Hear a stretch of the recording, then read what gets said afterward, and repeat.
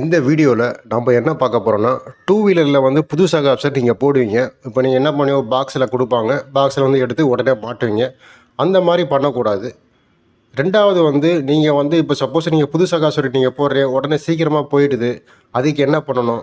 இந்த 2 ஆப்ஷனுக்கும் வந்து 2 சொல்யூஷன் வந்து உங்களுக்கு நான் வந்து சொல்கிறேன். வீடியோ வந்து கடைசி வரைக்கும் பாருங்கள். சேனலை சப்ஸ்கிரைப் பண்ணிட்டு பாருங்கள். அப்போ தான் வந்து நான் போடுற வீடியோ தொடர்ந்து உங்களுக்கு வந்துட்டுருக்கோம்.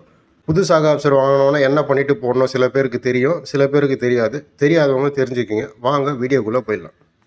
நீங்கள் புது சக ஆப்ஷன் வாங்கினவொடனே மாற்றத்துக்கு இருப்பீங்க.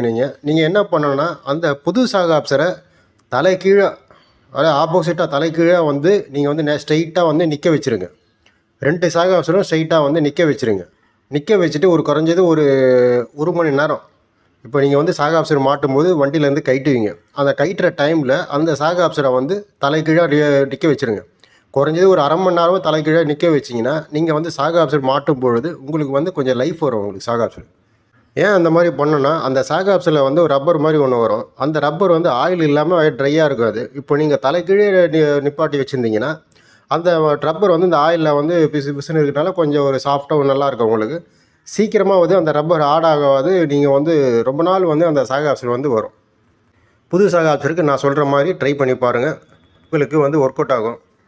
அடுத்து இந்த மாதிரி பண்ணி கூட சில பேர் வந்து சாக ஆப்ஷன் வந்து போட்ட உடனே போயிட்டுது அப்படின்னு சொல்லிட்டு சில பேர் இது பண்ணுவாங்க. அவங்க வந்து என்ன பண்ணால் நல்ல ரீகண்டிஷன் சாக ஆப்ஷனில் வந்து ரீகண்டிஷன் பண்ணுவாங்க பாருங்கள்.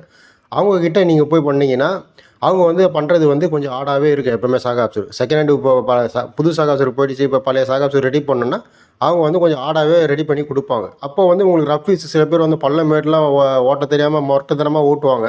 அவங்களுக்குலாம் வந்து இந்த ஒரிஜினல் சாக ஆப்ஷனில் அவங்க வந்து சீக்கிரம் போயிடும். அப்போ நீங்கள் இந்த மாதிரி பண்ணி பாருங்கள்.